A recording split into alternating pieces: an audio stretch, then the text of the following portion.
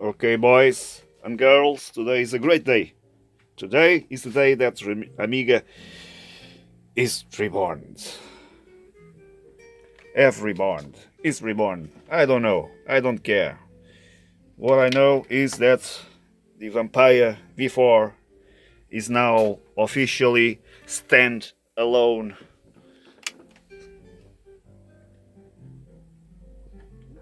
Let's check it. Let's check it. There you go. There you go. Amiga Reborn. Completely standalone. Externally powered. Where is my CF card? Let's try to boot to Workbench.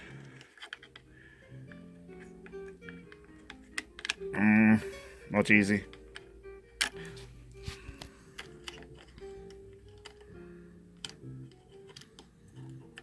Okay, let's try it. Let's try it.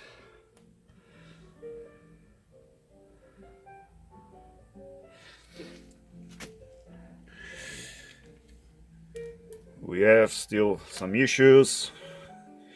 ID reading still a bit slow, but there you go.